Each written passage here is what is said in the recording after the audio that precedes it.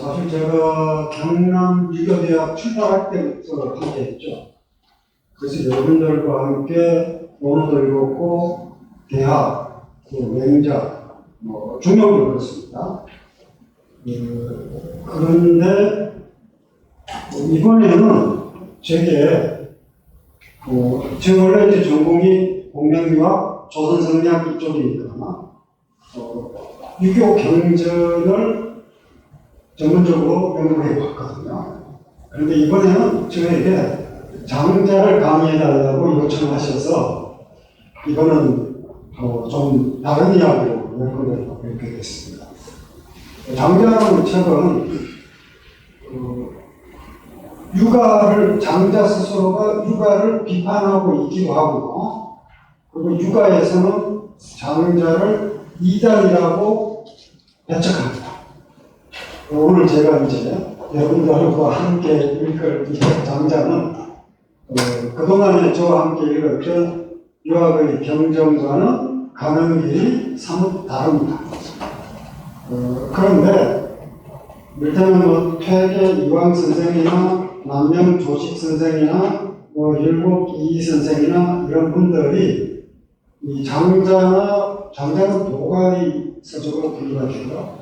그리고 또 불교의 서적은 잠시도 펼쳐보아서는 안 된다. 이런 식으로 이제 경계를 하셨는데, 당신들은 다 읽으셨거든요. 읽지 마. 그래놓고, 본인들은 다 읽으셨어요. 읽고 나서 읽지 마라. 그러시거든요. 그럼 그렇게 읽지 마라. 그러시면서 왜 당신들은 다 읽었을까요? 재밌거든요. 재밌습니다. 어떻게 보면은 장자라는 인물은 공명과는 다릅니다. 공명은 이미 그 당시에 공자 같은 경우에는 나이 30이 지나면서 이미 세상에 널리 이름이 알려졌기 때문에 50세부터는 성인이라는 말까지 들었습니다. 이미 이제 그 당시에 명망이 올라갈 때 다 있었던 그런 상황입니다. 그리고 맹자도 마찬가지입니다. 맹자는 이제 공자보다도 당대를 기준으로 하면 공자보다도 훨씬 더 널리 이름이 알려졌습니다. 그러니까 이를테면 공자 같은 경우에는 천하를 돌아다닐 때 노심초사했거든요. 그래서 보면 이제 사마천의 사기에 따르면 그 사기가 공자세가라는 항목이 따로 있죠.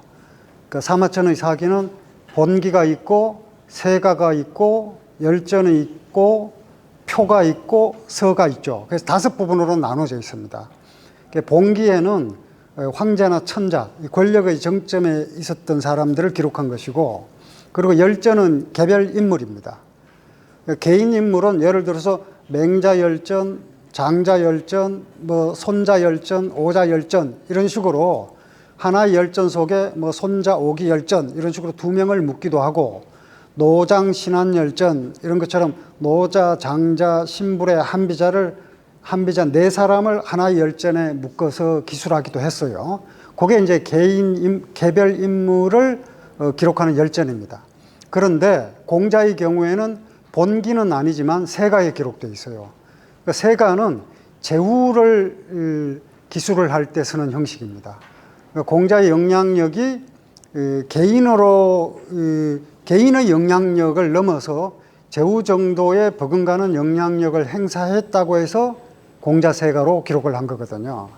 거기 보면 이제 공자가 여러분들 왜 여기도 있습니다만 향교 사무실에 가시면 달력 있지 않습니까?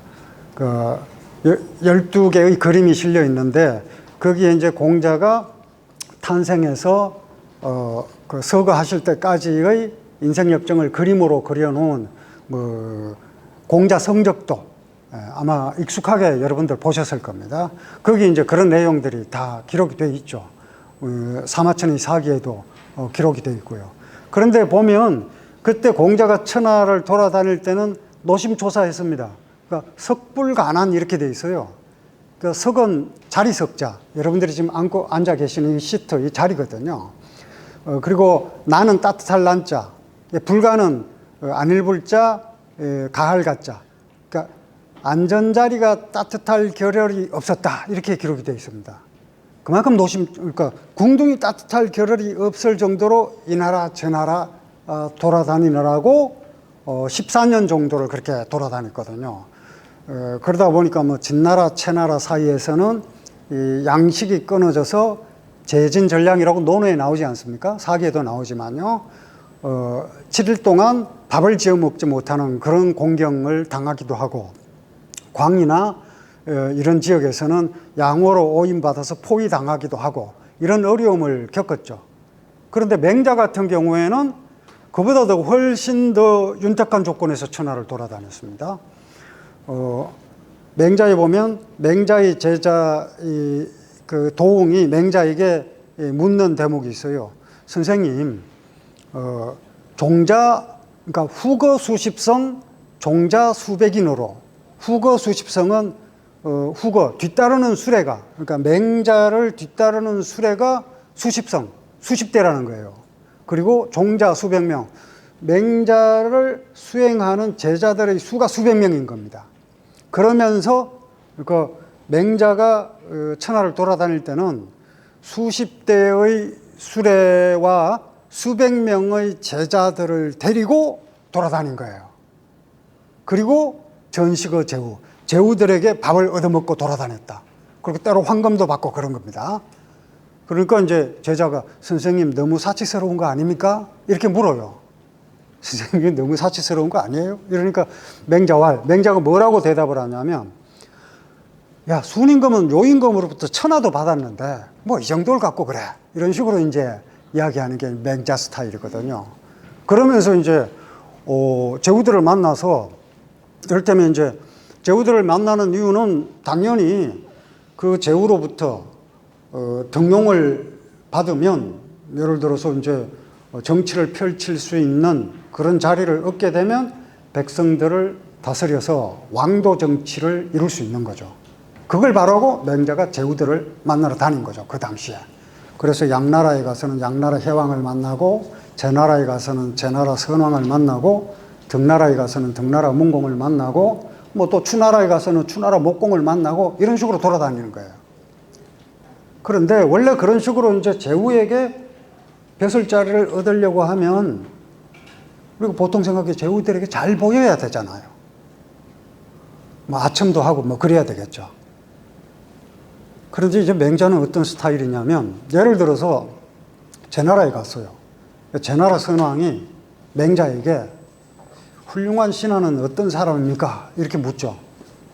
맹자가 뭐라고 대꾸를 하냐면, 훌륭한 신하는 군유과적 간, 임금이 유과, 과실을 저지르면 간, 말립니다. 원래 이제 간한다는 건 아랫사람이 윗사람의 잘못을 말리는 거거든요. 그 결과는 어떻게 되냐? 대체로 신하의 죽음으로 이야기가 끝나요. 근데 이제 맹자의 얘기에 따르면 그게 훌륭한 신하의 조건입니다. 임금이 잘못하면 간해야 돼요. 말려야 돼요. 그런데 그 다음 이야기가 반복지의 불청적 역위. 반복해서 말렸는데도 불청, 임금이 듣지 않으면, 안을 불자 들을 청자요. 임금이 듣지 않으면 역위, 임금을 바꿔버립니다. 이렇게 얘기하는 게 이제 맹자예요. 그러니까 우리 생각은 그 임금 만나서 임금에게 아첨을 해서 잘 보인 다음에 벼슬을 얻어야 할 텐데, 맹자는 그게 아닌 거예요. 늘 그런 식이에요, 맹자는. 그 당대의 임금을 만나고 돌아다니면서 하고 싶은 얘기 다 합니다. 근데 추나라 목공을 만났을 때는 이래요. 추나라 목공이 그 당시에 노나라와 전쟁했습니다. 추연호 홍이라고 맹자에 나오는데요. 전쟁을 했는데 목공의 신하들은 33명이 죽었는데 백성들은 한 명도 안 죽은 거예요. 어떻게 된 걸까요? 그러니까 전쟁이 일어났는데, 예를 들면 요즘식으로 얘기하면 장교는 33명이 죽었는데 병사는 아무도 안 죽은 겁니다. 어떻게 그런 일이? 그러니까 병사들이 장교들을 다 버리고 도망쳐버린 거죠. 장교들이 다 죽은 거예요. 그 병사들은 백성들로 구성되어 있고, 장교들은 추나라 목공의 신하, 귀족들로 구성이 되어 있죠. 그런데 백성들이 다 도망가버린 거예요. 그러니까 이제 임금 입장에서는 굉장히 괘씸하죠. 선생님, 내 신하는 33명이 죽었는데 백성은 아무도 죽지 않았습니다. 근데 이 백성들을 이렇게 괘씸하니까 다 죽이자니 죽일 수가 없고, 그냥 놔두자니 윗사람이 죽는 걸 통쾌시하게 여긴 셈이니, 통쾌시하게 여긴 거죠. 역사에 종종 그런 일들이 있습니다. 십자군 전쟁에서 유럽이 승리한 적이 딱 한 번 있어요. 그때 왜 그러냐면 이슬람 쪽에 내분이 일어나가지고 이슬람 쪽 왕 놔두고 다 도망가 버렸거든요. 그래서 한번 운 좋게 이긴 적이 있습니다. 그러니까 결국 민심이 이반되니까 백성들이 협력을 하지 않은 거죠.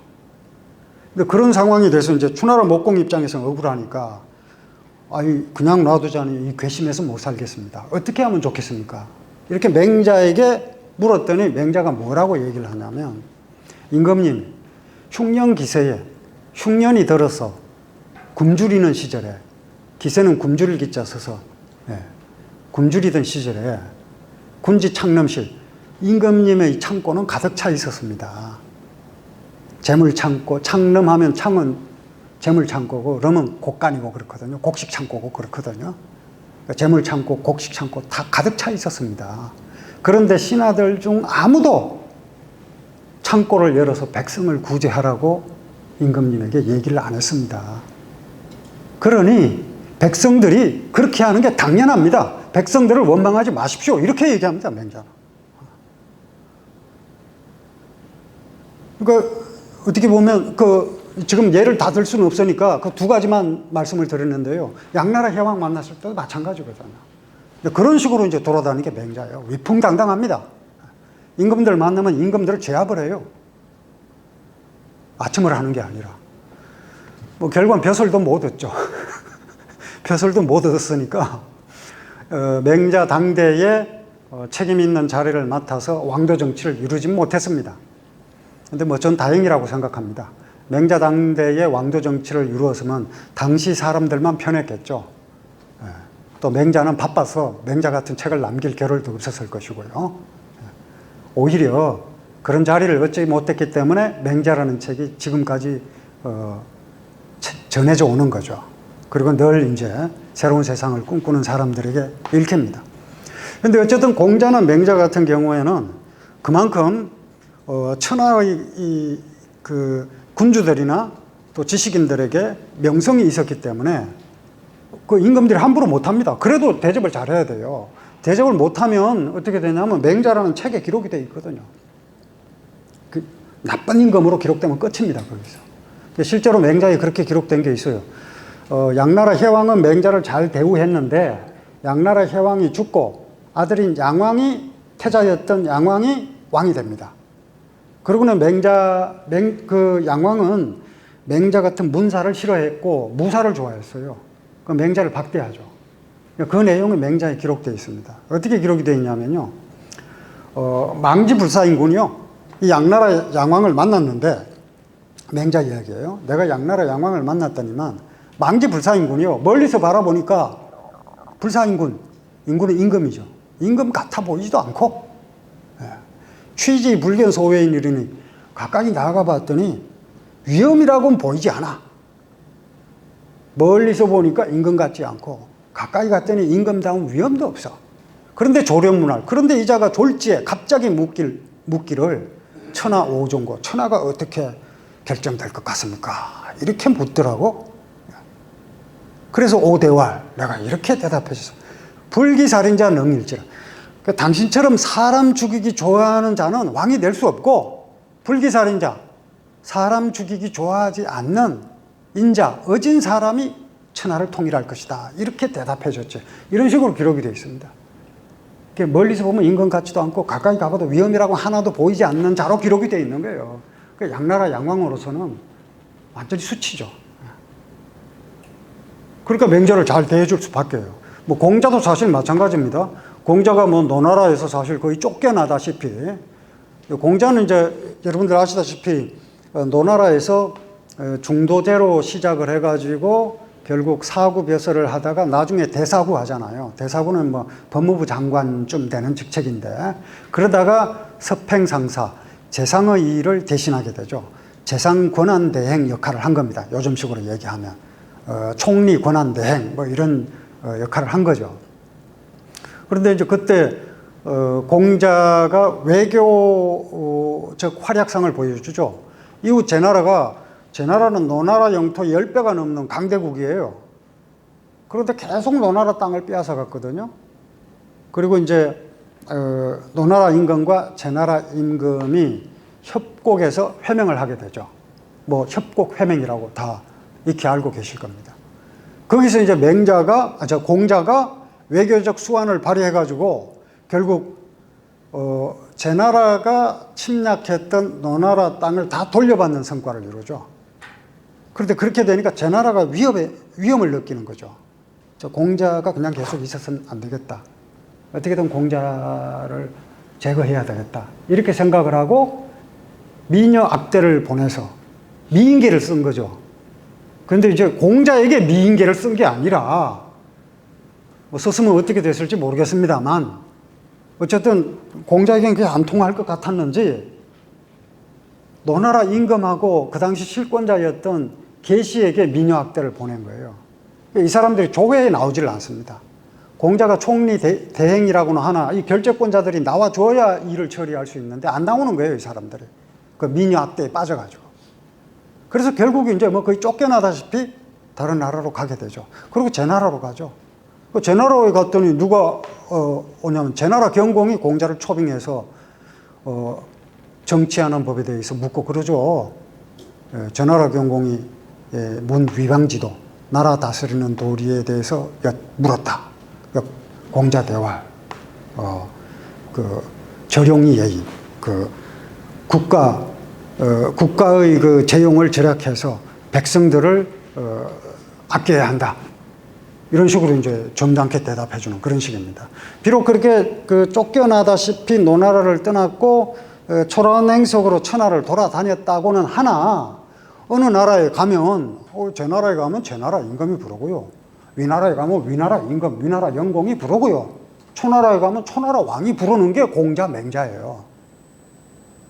그러니까 부ru하긴 했지만 자기를 알아주는 왕을 만나지는 못했지만 실제로 그 영향력은 엄청난 거죠. 그런데 이제 오늘 만날 이 장자는요, 그런 인물이 아닙니다. 완전히 무명이에요. 무명인 사람이 글로 세상에 알려지려면 어떻게 해야 됩니까? 재미있어야 되거든요. 장자는 재미로 읽는 책입니다. 그리고 그 재미 속에 또 오늘날 우리가 당면한 여러 가지 문제를 해결하는데 실마리가 될 수 있는 통찰이 담겨져 있습니다. 그래서 사실 오늘 주제는 제가 그동안 여러분들과 함께 읽었던 이 유학의 경전과는 사뭇 결이 다르지만 역시 또 한번 읽어볼 만한 그리고 되새겨볼 만한 그런 가치를 지니고 있습니다. 그리고 이제 처지 자체가 공명과는 다르다는 거죠. 공명은 그래도 주변에 권력자들이 많습니다. 무시할 수 없는 존재예요. 뭐 맹자가 뭐 양나라에 가면 양나라 혜왕 만나고 제나라 가면 제나라 선왕 만나고 이러는 인물이에요. 그러니까 불우했다고는 하나 사실 그 어디에 가든 그 지역의 최고 권력자를 언제든지 만날 수 있는 그런 인물이란 말이에요, 공명은. 그런데 장자는 그렇지 않습니다. 주변에 권력자가 없어요. 딱 한 명 있었습니다. 혜시라고 장자 친구인데. 그런데 그 혜시는 어떤 인물이냐면 위나라 재상이었어요. 맹자에 나오는 양나라 혜왕이라고 할 때 양나라가 본래 위나라 혜시라고 방금 말씀드린 그 위나라와 같은 나라입니다.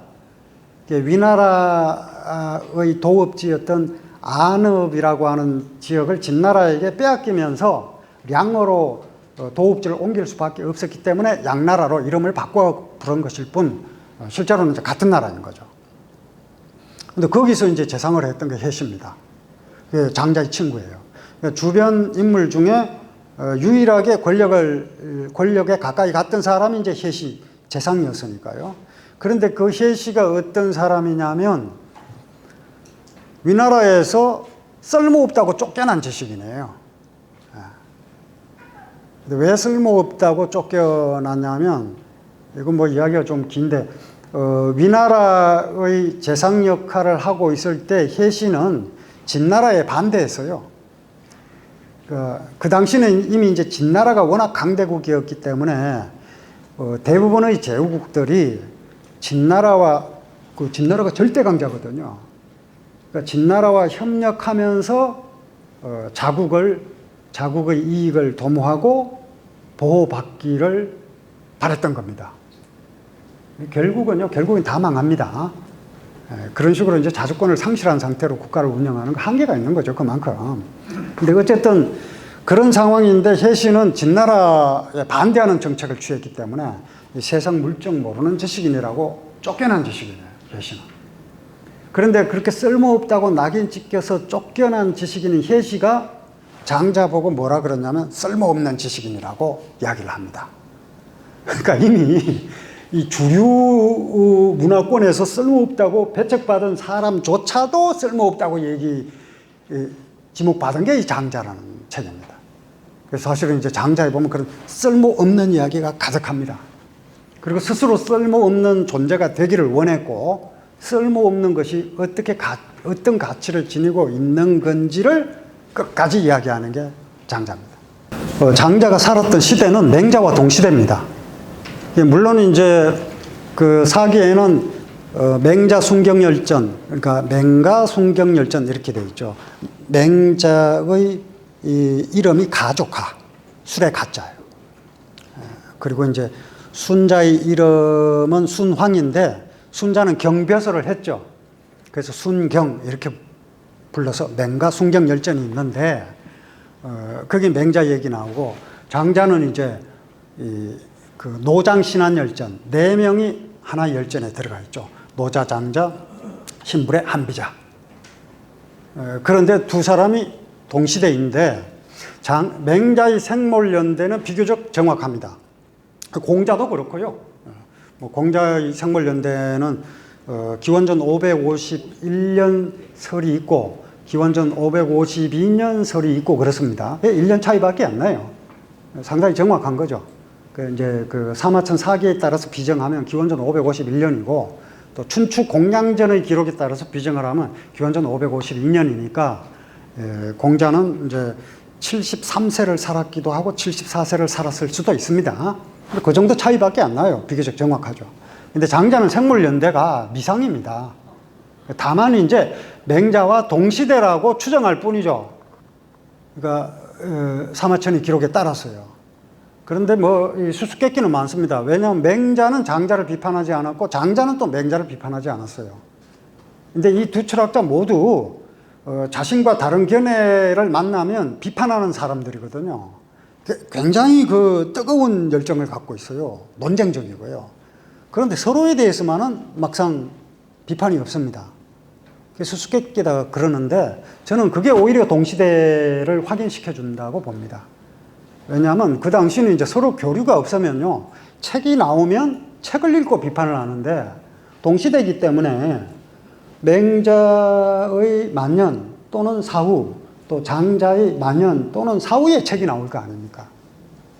그러니까 서로 만나지 않는 한, 그 책이 나왔다 그러면 이미 두 사람 다 이 세상에 없는 상태였을 가능성이 많기 때문에, 오히려 동시대를 살았기 때문에 비판이 없다. 뭐 이렇게 이해할 수가 있습니다. 근데 어쨌든 이 장자에 기록된 내용과 맹자에 기록된 내용은 당시의 참상을 보여주는 점에서만은 같습니다. 이건 이제 장자에 나오는 내용이고요. 그러니까 사형당해 죽은 사람들의 시신이, 제도에 의해서 사형당해 죽은 사람들의 시신이 서로 베개를 베고 누워있고, 이게 문제가 있는 거죠. 그러니까 어떤 사회가 있는데 사형당한 사람들이 이렇게 많다면 그 사회가 문제가 있는 거죠. 어떤 사회가 있는데 절반이 범죄자더라. 그러면 그 범법이라고 할 때 법에 문제가 있는 거거든요. 대부분의 사람들이 어길 수밖에 없는 걸 법으로 하지 말라고 정해놨다는 얘기가 되는 거죠. 대부분의 사람들이 감옥에 있는 사회는 어떤 사회일까요? 멀쩡한 사람이 감옥에 있다 그러면 그 사회에 좀 문제가 있는 거죠. 사형당해 죽은 사람들이 서로 베개를 베고 누워있을 정도로 많은 거예요. 그리고 착고를 차고 칼을 쓴 죄수들이 서로 밀칠 정도로 바글거리고, 그리고 형육을 당해서 손발 잘린 자들이 뭐 여기도 벌을 받아서 코를 베이거나 발 뒤꿈치를 베이거나 뭐 손발을 잘리고 뭐 이런 사람들이 널려 있다. 그렇게 그 사회가 정상이 아닌 거죠. 그 법이. 그리고 이제 그런데 유가와 묵가의 선생이라는 자들은 이 유가와 묵가의 비판입니다. 그 사이를 돌아다니면서 인의가 어떻고 성지가 어떻고 이렇게 떠들어대고 있는데, 바로 이 성지나 인의, 이게 바로 착고나 목에 씌우는 칼과 같은 것이고, 그래서 이 세상이 평화롭게 다스려지려면 이 성지는 성은 이타심의 발이거든요. 묵가에서 주장하는 겁니다. 맹자가 비판하죠. 마정방종 리천함이지, 머리 정수리 꼭대기부터 발 뒤꿈치까지 온몸이 다 갈아 없어질 정도로 천하를 위해서 헌신해야 한다. 이게 묵자의 주장이거든요. 근데 그런 주장 맹자도 하지만 장자가 비판하는데, 장자는 둘 다 비판하는 거예요. 이런 걸 다 끊어버려야 오히려 백성들이 편해진다. 노자에도 똑같은 구절이 나옵니다. 절성기지, 절인기의, 성과 질, 성과 지, 인과 의, 이런 걸 끊어버리면 밀리백배라, 백성들의 이익이 100배가 된다. 이런 식으로 꼬집거든요. 왜냐하면 대체로 지배자들은 성과 지, 인과 의 이런 걸 이데올로기로 걸어놓고 이익을 취하는 거죠. 원래 큰 이익은요, 합법적으로 추구하는 것 이거죠. 불법적으로 추구하는 건 뭐 이 폭력배나 이렇게 하는 것들이고, 합법적으로 이제 착취한다 이런 구조를 갖고 이제 장자가 얘기를 한 겁니다. 장자가 이제 다 비판하는 거죠. 그런데 비판은 칼날은 그쪽을 향해 있지만 맹자도 이 시대를 보는 관점은 같습니다. 여러분들 맹자는 뭐 그때 제가 맹자 강의할 때 소개를 해드렸습니다만 뭐라 그러니까 포유 비유, 포는 푸주간이죠. 푸주간에는 살찐 고기가 가득하고 구유비마, 마구간에는 살찐 말이 가득하다. 그런데 민유기색, 백성들 얼굴에는 굶주린 기색이 역력하고 야유아표라, 들판에는 굶어 죽은 시체들이 널려 있다. 그 맹자가 그런 정치를 뭐라 그러냐, 차 솔수의 식이냐라, 이것은 짐승을 몰아다가 사람을 잡아먹는 정치다. 그 말은 살쪘는데 사람은 굶어 죽는 거예요. 반려동물도 중요하죠, 당연히. 근데 이제 사람은 굶어 죽고 반려동물은 피둥피둥하고 이건 이제 그건 아니잖아요. 그러니까 지배자들의 그 반려동물들은 굉장히 호사스럽게 잘 크고 보호받고 보살핌 받는데 백성은 보살핌을 받지 못한다. 그렇게 꼬집은 게 이제 맹자에 보면 그때 제가 소개를 해드린 적이 있습니다. 제나라 선왕이 이 대궐에서 이렇게 앉아 있는데 누가 소를 끌고 이렇게 가요. 곡속장이죠, 그게. 맹자 곡속장. 소를 끌고 가는데 보니까 소가 눈물을 줄줄 흘리고 막 다 뒷다리를 후들후들 떨고 막 이래요. 그러니까 선왕이 측은지심이 일어나잖아요. 그래서 신하에게 묻습니다. 소를 데리고 어디로 가냐? 그러니까 신하가 헌종하려고 합니다. 헌종이라는 건 이제 원래 종을 이렇게 주조한 다음에 거기 틈이 이 쇠가 트거든요. 그럼 거기에 피치를 해가지고 코팅을 하는 작업인데, 뭐 그 이야기가 기니까 그냥 제사라고 치고요. 그 헌종이라는 절차를 일종의 제례 형식을 통해서 그런 코팅 작업을 합니다. 근데 그걸 하려면 소를 죽여야죠. 소를 죽여서 피를 꺼내서 이제 바르는 거거든요.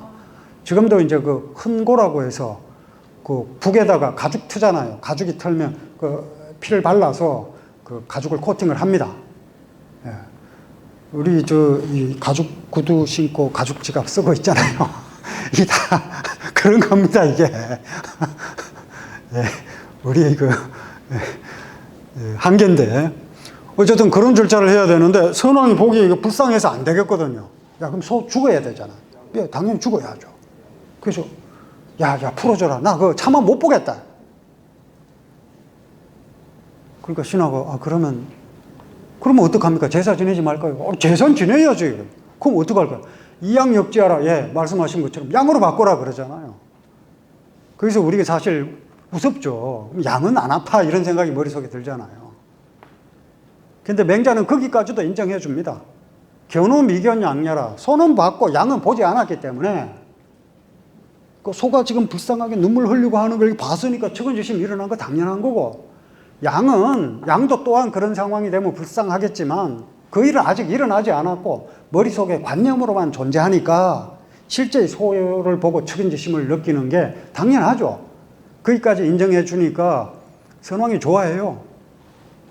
선생님 역시 시경에 보면은 타인 유심을 여촌탁지라 하니 다른 사람이 가지고 있는 그 어진 마음을 내가 헤아린다. 이런 구절이 있는데 선생님을 두고 하신 말씀이군요. 선생님이야말로 제 마음을 알아주시는구나. 이렇게 감탄을 하니까 맹자가 거기다 대고 뭐라 그러냐면, 그런데 임금님, 소는 그렇게 아끼면서 백성은 왜 아끼지 않습니까? 이러거든요. 소도 아끼고 동물도 사랑해야죠. 하지만 사람 더 아껴야죠. 그런 상황을 맹자가 목도한 거예요. 그러니까 솔수이신 짐승을 몰아다가 사람을 잡아먹는, 그 사람들이 나쁜 사람들이 아니에요. 소 한 마리 울고 있으면 불쌍히 여길 줄 아는 사람인데 막상 이제 백성을 이제 도외시하는 거죠. 근데 맹자의 그 마지막 얘기는 이걸 그대로 놔두면 인장상식홀이라, 사람이 장차 서로 잡아먹게 될 것이다. 사람이 사람을 잡아먹는 그런 일이 일어날 것이다. 그렇게 얘기를 합니다. 그러니까 객관적인 상황은 똑같았던 거죠. 장자의 시대나 맹자의 시대는 동시대였고 한마디로 전쟁과 폭력의 시대였습니다. 그런데 공명보다 장자가 훨씬 더 살기가 힘들었던 게 왜 그러냐면, 장자의 활동 무대가요, 장자의 전기 이런 것들은 여러분들이 또 사마천의 사기나 이런 문헌을 참고해 보시고요. 시대도 이제 기원전 403년에서 기원전 221년 하면, 기원전 221년이 진나라가 당시 중국을 통일한 연도가 기원전 221년입니다. 저 시대가 전국시대거든요. 공자가 활동했던 시대는 춘추시대입니다. 춘추시대는 춘추 시대 240여 년간 전쟁 횟수가 480차례가 넘습니다만, 1년에 2번 이상 전쟁이 일어났다는 얘기잖아요. 그런데 전국시대는 1000회가 넘게 기록이 되어 있습니다. 그러니까 제가 맨날 전쟁이 일어났다는 얘기죠. 그런 시대. 그러니까 공자가 활동했던 시대보다 훨씬 더 심각한 상태가 된 겁니다. 거의 날마다 전쟁이었던 거예요. 그런 시대를 맹자와 장자가 살았습니다. 그런데 맹자가 왜 장자와 맹자가 만날 일이 없었는가? 맹자는 천하에서 살았고 장자는 강호에서 살았기 때문에 만날 일이 없어요. 천하나 강호나 같은 시공간인데 정치적인 의미가 다릅니다. 천하는 뭐냐면 치의 대상이에요. 치천하. 그러니까 맹자는 천하를 다스려야 한다 이렇게 생각한 사람입니다. 그러니까 정치 권력의 주류 속에 포함되어서 천하를 경영하고 계획하는 것, 그게 맹자의 포부예요. 그 왕도고요. 장자는 뭐냐면 천하를 다스리고 할 그 깜냥이 안 돼요. 지금 아무도 알아주지 않는 무명의 작가예요. 강호입니다. 강호. 처강호예요. 치천하. 천하는 치의 대상이고 강호는 물러나서 머무는 곳입니다. 은자예요. 아무도 알아주지 않습니다. 쫓겨난 혜시가 찾아와서 말벗이 되어줄 뿐이죠. 그런 처지에 있는 데다가 장자가 살았던 게 몽이에요. 몽. 맨 밑에 있죠. 몽. 이 몽이 어떤 곳이냐면 원래 송나라 땅이었습니다. 전국시대 초반에. 그러다가 송나라 밑에 있던 초나라가 쳐들어와가지고 초나라 땅이 돼요. 그러다 장자 사후지만 위나라 땅이 되기도 합니다. 그러니까 장자가 살았던 몽이라는 지역은요, 송나라와 여기 그림을 그리자면 이를테면 이 몽이라는 지역은 마침 있네요. 이 몽이라는 지역은요, 이렇게 한때 송나라였다가 이렇게 한때 초나라였다가 이렇게 한때 위나라였던 이런 지역이에요. 몽이. 이런 지역에 살게 되면 어떻게 됩니까? 사람이. 네. 몽에 먹을 게 많으니까 왜 서로 차지하려고 하는 이게 국경 지역이잖아요. 영토를 이제 더 차지하기 위해서 지정학적인 의미가 높은 것이죠. 우리나라가 지금 놓인 처지와 비슷하죠. 그 자체가 가치가 있다는 게 아니라 다른 곳으로 진출할 수 있는 교두보 역할을 한다는 거죠. 뭐 한국이 무슨 그렇게 곡창지대도 아니고 유전지대도 없잖아요. 하지만 지금 그 세계 질서가 부딪히는 그 접경 지역에 우리나라가 놓여 있잖아요. 그 지정학적 가치가 높죠. 지질학적 가치는 별로 안 높죠. 그런 처지인 게 몽. 근데 중요한 거는 몽에 사는 사람들이 어떻게 했냐는 거예요. 송나라, 또 몽에서 태어났다. 근데 이게 국가가 송나라예요. 그럼 어떻게 삽니까? 송나라 만세하고 사는 거죠. 그렇게 살아야지. 송나라에 살면서, 근데 이 대한민국에 살면서 자꾸 뭐 일본 만세 그런다든지 무슨 북한 만세 하면 좀 안 되겠죠? 힘듭니다. 대한민국 만세하고 살아야죠. 예. 대한민국을 선택해서 태어나신 분은 안 계실 것 같은데, 그렇죠? 예. 그렇게 태어난 거죠. 뭐 송나라 사람도 마찬가지죠. 예, 우리나라 얘기하니까 좀 불편합니다. 그냥 다시 옛날 얘기로 돌아가겠습니다. 그런데 아니 어느 날 이 초나라가 쳐들어가 초나라 세상이 돼버린 거예요. 그러면 어떡합니까? 계속 송나라 만세? 그거는 이제 뭐 안중근 의사나 윤봉길 의사나 니놈들이 지배를 받고 살 수 없다. 이런 분들 있죠. 장렬하고 또 위대한 분들이 있죠. 대부분은 그냥 초나라 만세하고 살죠. 그걸 비난할 수도 없습니다. 그러다가 나중에 이제 그냥 그렇게 되면 그냥 또 그럭저럭 살만한데, 그래서 송나라에서 살 때는 송나라 만세, 이러고 그 다음에 초나라가 들어가면 초나라 만세. 근데 다시 송나라가 들어온 거예요. 그러면 이제 다시 송나라 만세 하려고 했더니 누군가가 너 지난번에 초나라 만세 했지? 야, 이때부터는 이제 골치 아픕니다. 누구도 해결을 못 해요. 일단은 이제 그런 식으로 정치 권력이 바뀌면서 원한 관계도 생길 것이고 비극도 일어나고 뭐 이렇기 때문에 해결이 안 됩니다. 골치 아프죠. 그래서 우리가 그런 어떤 국가의 정체성이 바뀌지 않는 시대에 태어난 건 행운입니다. 행운이죠. 막 그렇게 바뀌면 어떡합니까? 그럼 이제 우리나라 역사 속에서도 그런 경우 많죠. 또 이제 진주 이쪽도 이게 지리산하고 이렇게 가깝잖아요. 그 시대의 이야기는 뭐 여러분들도 다 전해서 알고 계실 것이고 가깝죠, 우리하고. 그 소설 얘기를 하겠습니다. 실제 있었던 이야기를 하자면 이게 힘드니까요. 이청준 작가의 소설에 보면 그거 있죠.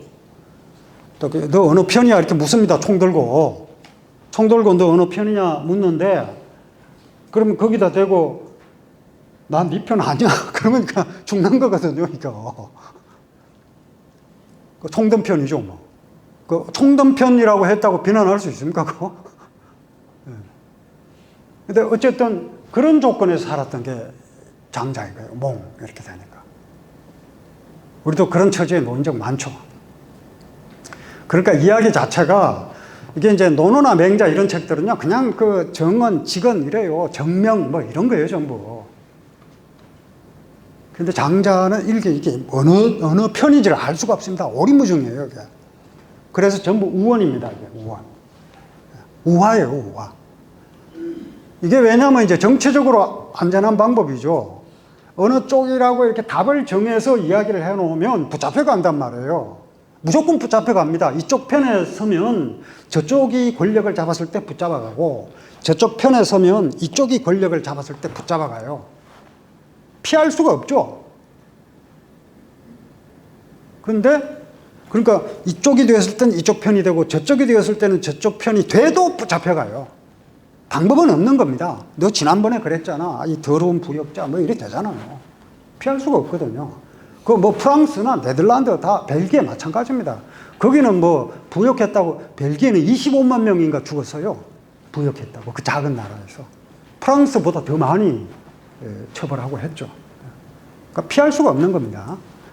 근데 이제 그런 상황에서 글을 쓰고 자기 이야기를 하려면 방법이 공자나 맹자 스타일로 글을 쓰면 이건 공자나 명자는 명망이 있기 때문에 그렇게 저항할 수 있지만 장자는 그냥 하루아침에 끝나는 겁니다. 그래서 우화를 쓰는 거죠. 그래서 읽어보면은 정치적 발언이 담겨 있어도 이게 어느 쪽인지를 알 수가 없습니다. 이쪽 입장에서 보면 이쪽 입장이 되고 저쪽 입장에서 보면 저쪽 입장이 돼요. 그래야 살아남을 수 있으니까. 그래서 이야기가 전부 우원이 된 겁니다. 그 우원 속으로 한번 들어가 보죠. 근데 이제 장자 전체는 33편입니다. 그리고 이제 그 맨 앞에 이제 7편이 있는데 장자 그걸 이제 4편, 안내자 써서 4편이라 그래요. 그리고 이제 나머지 12편은 그 외편이라 그러고 또 나머지는 자편이라 그럽니다. 그 중에서 장자 자신이 직접 저술한 것으로 추정되는 게 4편, 7편이에요. 근데 이제 이 문헌은 사실 이제 그러니까 유학의 문헌은 일찌감치부터 정리가 됐기 때문에 비교적 문헌학적인 의심이 적어요. 일찌감치 이제 공식화됐거든요. 그러니까 여러분들이 보면 왜 그 노자 같은 문헌은 발굴이 자주 되죠. 발굴이 자주 된다는 얘기는 노자 도덕극 같은 문헌은 살아서 읽기보다는 죽을 때 갖고 가는 책인 거예요. 무덤에서 많이 나와요. 나올 때마다 판본이 다 달라요. 글자 수도 다르고. 지금 전해지는 그 통행봉 노자는 이를테면 이제 그 왕필본 노자가 있고 부욕본 노자가 있고 뭐 이렇게 재미없는 얘기입니다. 이건 그냥 문헌학인데 이런 거 대체로 이제 5014자 뭐 이런데 한나라 그 귀족의 무덤 마왕태 함묘에서 출토된 그 백서노자, 비단에 쓰여진 노자 두 종류가 발견이 돼요. 근데 글자 수가 다르고 내용이 달라요. 심지어 같은 무덤에서 출토된 2개의 노자가 각각 또 달라요. 그런가 하면 또 곽점 초간 노자는 또 달라요. 뭐 글자 수가 1700자밖에 안 되고 그래요.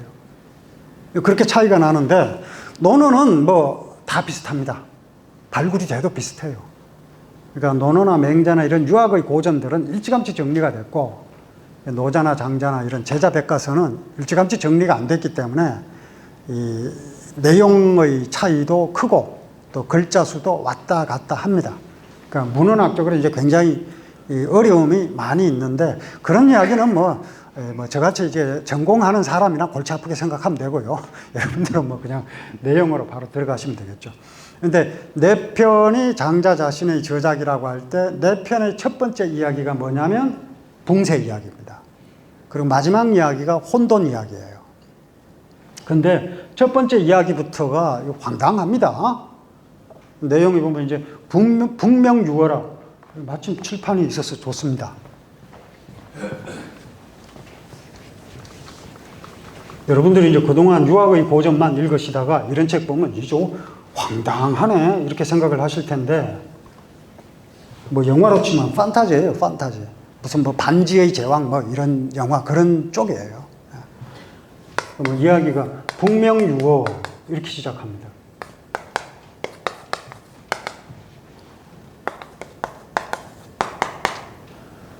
북쪽 바다에 여기 이제 남명 조식 선생의 그 호가 남명이잖아요.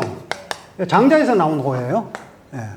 장자에 이제 바로 이 물고기가 새가 되는 이 장자 소요유 첫 번째 이야기에 북명과 남명이 나와요. 북명유안이 북쪽 바다에 유명 물고기가 있다 이거예요.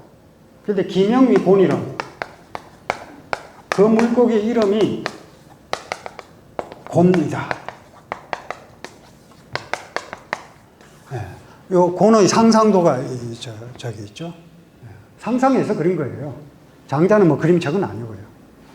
근데 이제 이 곤이라는 물고기의 크기가 곤지대. 곤이라는 물고기의 이 크기가 부지기 기천리하라. 몇 천리인지 알지 못한다. 그러니까 이제 과장이고.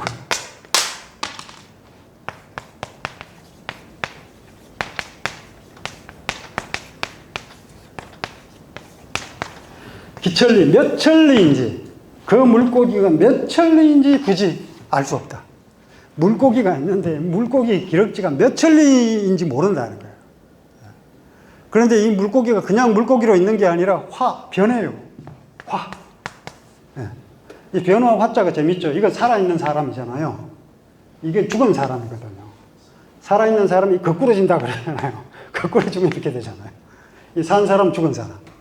살아있는 사람이 죽은 사람으로 가는 것, 이게 화입니다. 변화의 화는 죽을 사자와 같은 뜻이 되는 거예요. 이게 화의 위조, 변해서, 이 접속사고요. 새가 된다.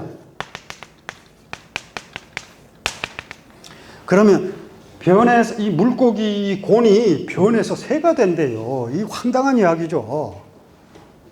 새가 되면 기명이 붕이라. 그거는 그 이름이 이제 곤에서 붕어로 바뀝니다. 붕새. 그러니까 그 기럭지가 수천리, 몇 천리인지 알 수 없는 곤이라는 물고기가 변해서 된 이 붕이라는 새, 뭐 붕은 이제 뭐 상성들이 저렇게 그려놨는데요. 뭐 원래 있던 그림이 아니고 제가 적당한 거 그냥 올려놓은 겁니다. 이 붕새의 크기, 붕지배, 이 붕새의 이 붕자, 붕지배, 이 붕의 이 덩어리가, 덩의 너비가 또 부지기 기천리하라. 몇 천리인지 알지 못한다. 근데 시조야, 이 새가 해운적 장사의 남명이라 할 때 남명이 나와요. 이 새가 이 북쪽 바다에서 그냥 가만히 있는 게 아니라 해운, 바다가 움직이면, 그러니까 바다에 큰 바람이 불면 남쪽으로 날아갑니다. 남쪽으로 날아가는데 6개월 동안 한 번도 쉬지 않고 그냥 계속 날아가요. 그런데 이게 엄청난 이 붕새가 이렇게 이 하늘을 박차고 올라갈 때 뭐 이런 표현이 돼서요. 단부요 양각이 상자 구말리라. 부요라고 하는 이 회오리 바람 얘기가 나와요. 부요라고 이 회오리 바람 이야기가 나오는데 이 양뿔처럼 양각. 이 붕새가 양각이요, 양각. 붕새가 양뿔이라고 하면 우리가 왜 작은 양 생각하는데 그런 양 말고 산양, 이 뿔이 막 이렇게 돼 있는 산양 있잖아요. 그러니까 이 붕새가 이렇게 회오리 바람을 타고 이렇게 날아오르는 거예요. 얼마를? 9만리를 날아오른다는 거예요. 9만리를 쫙 날아오른 다음에 남쪽으로 딱 6개월 동안 그냥 연우도남이라 이런 식으로 기술이 되어 있습니다. 그래서 뭐 처음에 장지를 딱 펼쳐서 읽으면 그 스케일 어마어마하죠. 누구나 다 붕새의 등에 타고 막 이 세상을 내려다보는 그런 걸 상상하게 됩니다. 그런데 이 장자의 이게 탁월한 점이 여기서 갑자기 탁 꺾어져요. 야마야 지네야. 야마. 덜야자 쓰고 이 말마자. 야마. 들판을 달리는 말 이런 뜻인데 이게 아지랑입니다. 봄날에 이제 아지랑이가 이렇게 피어오를 때 보면 마치 말이 달리는 것 같기도 하고 뭐 꽃이 피는 것 같기도 하고 여러 모양을 보이는데 그걸 두고 이제 야마 또 뭐 진해 먼지 진짜요. 뭐 티끌 먼지 티끌. 예. 붕새라는 엄청난 존재는 이 북쪽 바다니까 물이죠. 한번 물을 박차고 이 날갯짓을 하면 그 물이 튀긴 게 삼천리를 튀긴다 이렇게 되어 있고요. 그리고 이제 구만리 장천을 솟구쳐 올라서 남쪽으로 가는데 이놈은 아주 크니까 큰 바람이 필요해요. 그런데 야마지네, 아지랑이, 티컬 이런 것들은 그런 바람 필요 없습니다.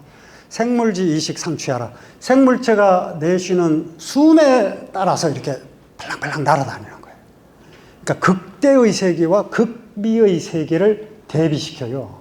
그래서 장자를 읽다 보면 이제 줌인 됐다가 줌아웃 됐다가 우리 그 영상 그 뭐 카메라 이렇게 보면 쫙 좁혔다가 확 넓혔다가 뭐 이러잖아요.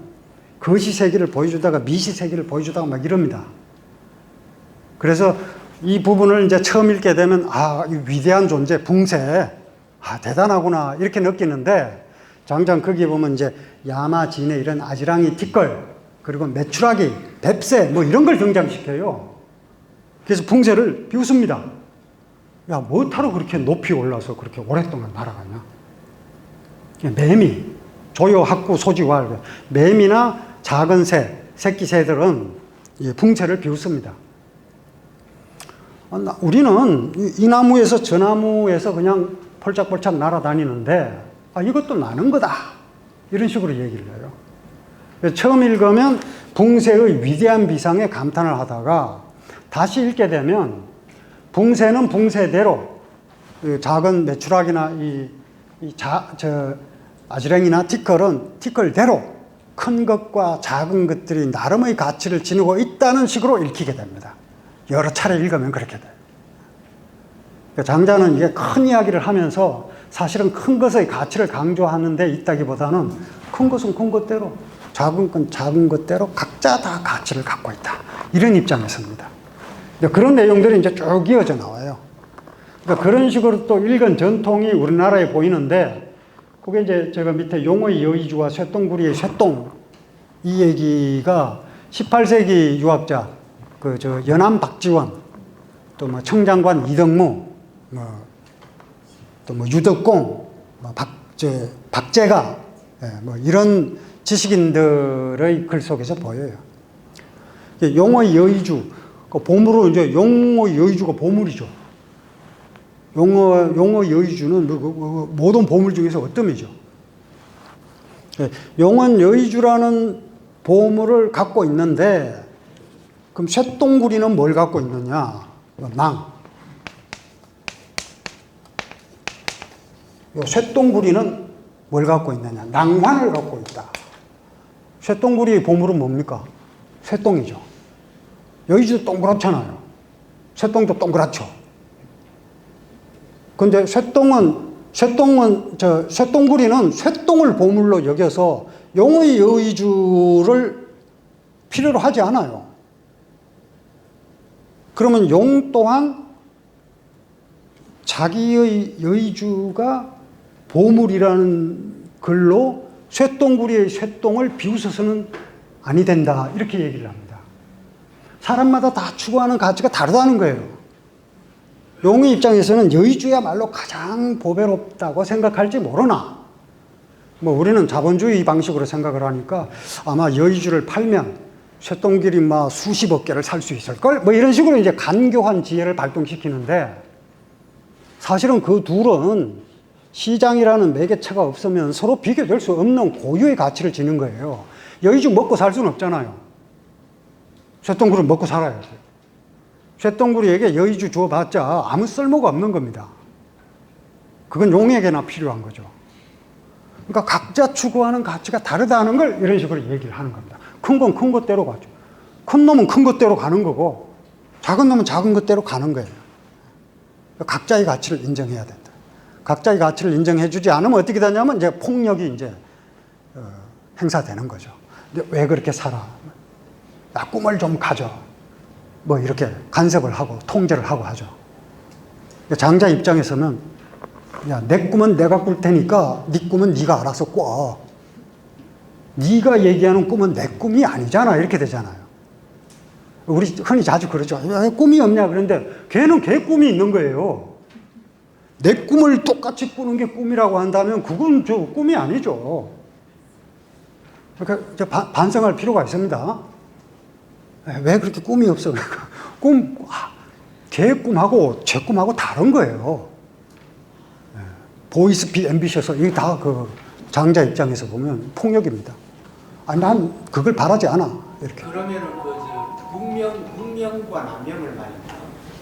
문명을 어떤 현실, 남명을 이상 이렇게 볼 수 있습니까? 자유롭게 보십시오. 자유롭게. 예. 그러니까. 제가 답을 갖고 있는 게 아니에요. 답은 여러분들 각자에게 있는 겁니다. 이게 수능 시험하고 달라요. 왜 그걸 묻느냐면 진주는 저 붕새가 날아올라가 내려앉은 게 진주가 아닌가? 왜냐면 아주 복미동 있고 그렇죠. 낙릉이 있고 봉산이 있고 하니까. 그럼요. 우리는 이게 진주에 있으니까 답답하다. 아니면 대한민국이 좁은 나라에 있으니까 답답하다. 그거 착각인 겁니다. 여기 서 있으면 이게 우주의 한 점이고요. 미국이나 중국의 넓은 곳에 가 있어도 그게 우주의 한 점일 뿐입니다. 여긴 좁고 거긴 넓고 이게 없어요. 여기도 똑같은 지점이고 거기도 똑같은 지점인데 다만 내 머리가 좁은 거죠. 그죠? 캘리포니아 어디 평원에 서 있으면 또 뭐 만주벌판 어디에 서 있으면 그건 넓은 곳입니까? 여긴 좁은 곳이냐고요? 아니죠. 내가 좁은 거예요. 그냥 그렇게 생각하면 내가 좁은 겁니다. 여러분들은 이곳에서 이것을 중심으로 생각을 하시면 되는 거예요. 그 장자 입장에서 보면 그렇다는 거예요. 그러니까 답은 여러분들이 갖고 계신 겁니다. 그러니까 예를 들어 뭐 그 수능 시험 같은 건요, 답이 어디 있냐면 지문에 있죠. 나한테 있는 게 아니고, 그리고 그 학습지에 있고 선생한테 있습니다. 그런데 이게 예를 들어 수능이라 하더라도 뭐 시 이런 거 있잖아요. 그거는 답이 없는 거예요. 왜냐면 최성호 시인이 자기 시가 그 수능 시험에 나온 거예요. 세 문제나. 그래서 풀어봤대요. 세 문제 다 틀렸어요. 자기가 쓴 시를 가지고 문제를 풀었는데 다 틀렸어요. 그 답은 어디에 있냐면 그 시 안에나 뭐 이제 지문 안에 있거나 문제 안에 있거나 이게 아니라 각자의 마음속에 있는 겁니다. 그게 문학인 거예요. 이를테면 그건 다 틀려야 되는 겁니다. 그게 킬러 문항이 돼야 되는 거예요, 당연히. 어떻게 만점이 감이 나옵니까? 그건 말도 안 되는 얘기죠. 각자 그 읽는 사람의 독자의 마음속에 그 답이 있는 것이고, 그 독자도 그때그때 이 세계가 다르단 말이에요. 그러니까 변할 수 있는 거고, 그렇죠. 그러니까 장자는 어떤 정해진 답을 얘기하는 게 아니고, 각자의 처지에 따라서 다르게 볼 수 있다는 걸 얘기하는 겁니다. 광화는 이렇게 쓰는데, 경복궁의 정문이잖아요. 화는 다스린다, 교화한다, 이런 뜻이죠. 그러니까 백성을 교화의 대상으로 보는 거예요. 그러니까 교화라고 하는 것은 가르치면 동등한 존재가 될 수 있다, 대등한 존재가 될 수 있다. 이게 이제 화이고, 광은 뭐냐? 뭘로 다스리냐? 그 광자가 불화 밑에 사람이죠. 사람에게서 나오는 빛입니다. 광. 불교의 탱화 보면 이 깨달은 사람의 뒤에 이 둥그렇게 표시가 되어 있죠. 후광. 또 기독교에도 그 성인들 뒤에 보면 이렇게 둥그렇게 이렇게 사람이 뒤에 둥그렇게 이렇게 있잖아. 이게 덕광이에요. 덕의 빛이에요. 실제로 보이느냐? 예, 뭐 여러분들 뒤에 보면 보이네요. 덕을 빛이 그렇게 보이고, 덕을 빛으로 비유한 게 이제 이 덕광입니다. 광화문 덕으로 다스린다. 이게 덕으로 다스려. 조선은 덕으로 다스린다. 그러니까 외적의 침입에 대한 방비가 잘 안 되어 있죠. 왜 덕으로 다스리는데 뭘 총칼을 필요합니까? 조선의 정신이 굉장히 높은 정신이에요. 세상이 무시해요. 그 총칼 들고 우리 총칼로 안 하는데 총칼 들고. 이건 주제에서 벗어나니까 다른 나라의 다른 문화권과 비교를 하면 조선의 특징이 딱 드러납니다. 그리고 이제 그 덕을 빛으로 표현하기도 하고 또 택으로 표현하기도 해요. 만물을 적셔주는 윤택, 은택의 뜻이잖아요. 그러니까 덕광과 덕택으로 이야기하면, 덕의 빛으로 얘기하면 허유 당신의 덕은 해나 달이고 낮에는 해, 밤에는 달, 이렇게 밝게 빛나는 존재인데 나는 기껏해야 관솔불, 횃불에 지나지 않는다.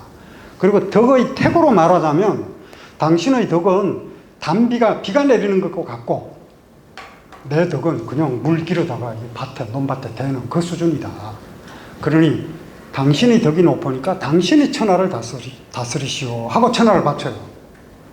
근데 허유가 거절합니다. 그 초려소우심림, 그 뱁새가 깊은 숲 속에 둥지를 틀지만 불과 일지요.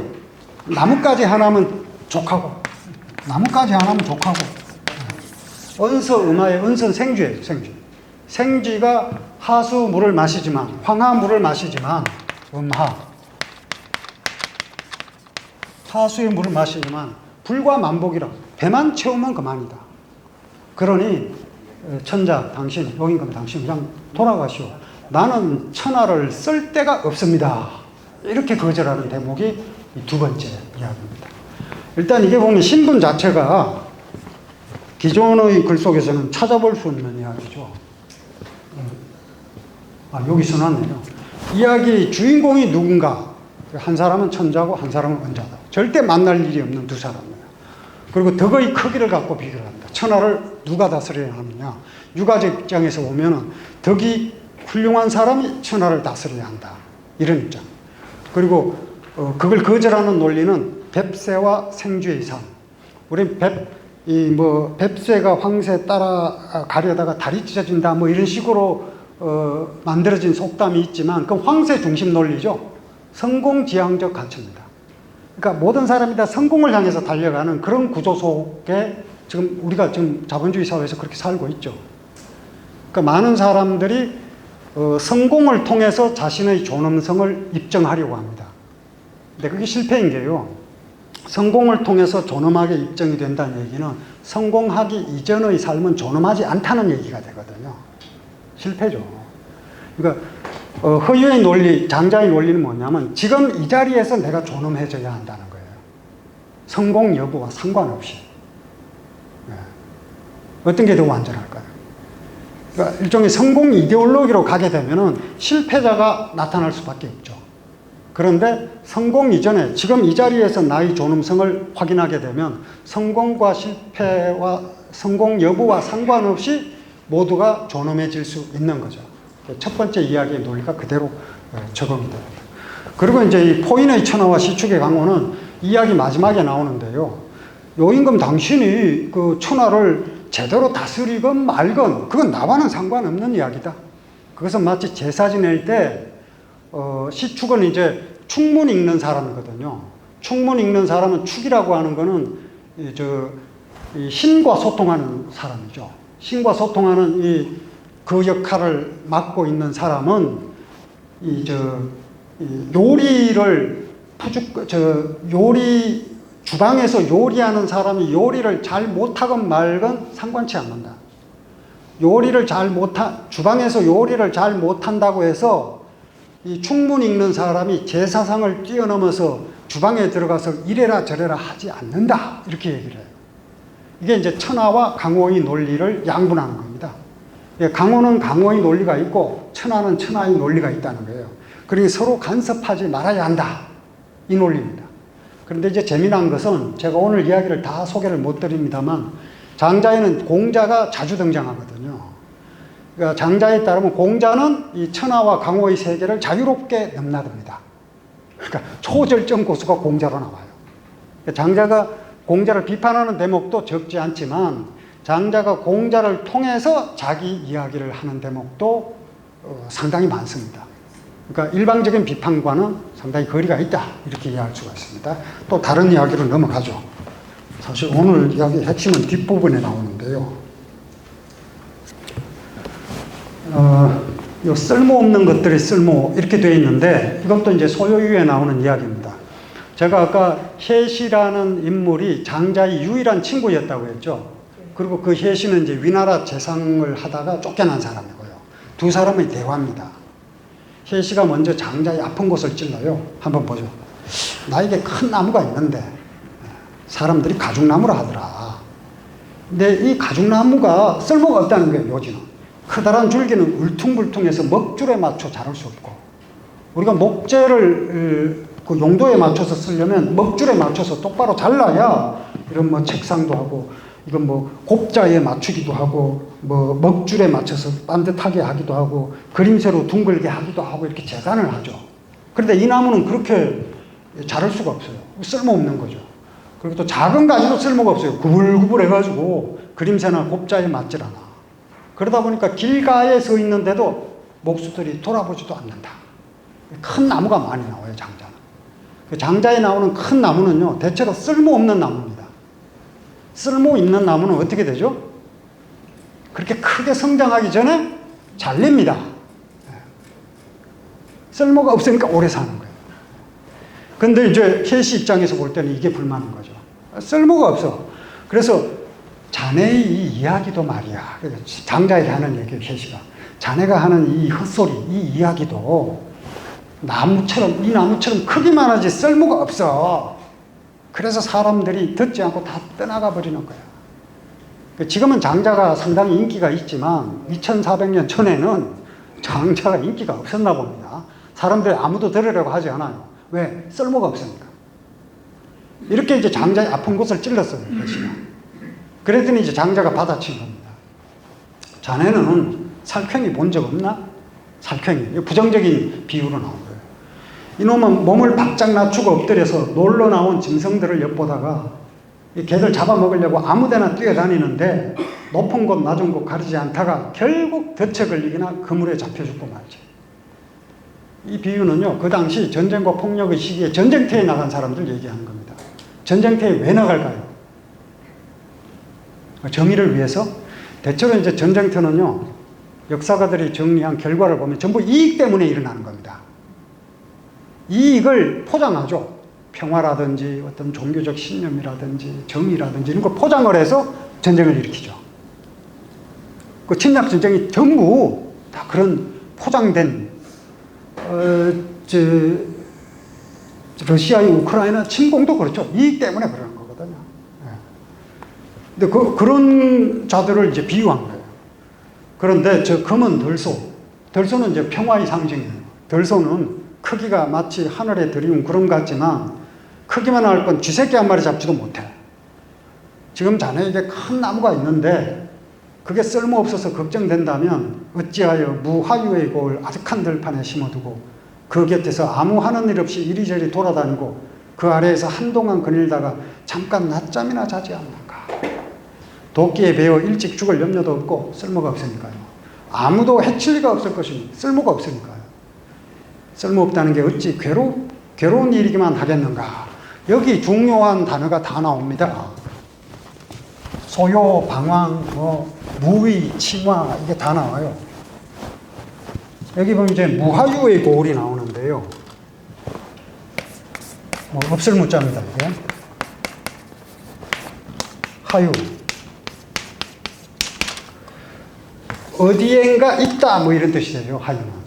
근데 어디엔가 있을 수 없다. 어디에도 없다. 유토피아죠. 토마스 모어가 쓴 유토피아가 장소예요. 유는 부정하는 없다. 또 그리스 아토포스도 마찬가지입니다. 토포스가 장소고 A는 부정하는 게 없다. 그러니까 원래 유토피아라고 하는 거는 이 지상에는 없는 곳이에요. 왜 그런 곳을 꿈꿀까요? 꼭 현실이 지옥이니까 그걸 꿈꾸는 겁니다. 근데 무화유도 똑같은 의미예요. 그러니까 토마스 모어의 유토피아나 아토포스나 이 무화유나 이 단어가 담고 있는 내포는 똑같아요. 이 지상에는 없는 거예요. 그런데 그 무화유지향 고을이죠. 무화유의 고을, 광막지야, 아득하게 넓은 들판. 거기에다가 혜시 자네가 갖고 있는 그 큰 나무를 거기다 심어 놓고, 소요 치마귀하며, 소요라는 말이 거기서 나오거든요.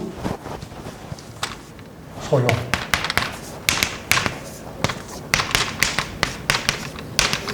그 나무 아래서 잠깐 낮잠 자는 거예요. 침화, 기하, 그 나무 아래서 소요, 잠깐 동안 치마, 누워서 낮잠 자는 겁니다.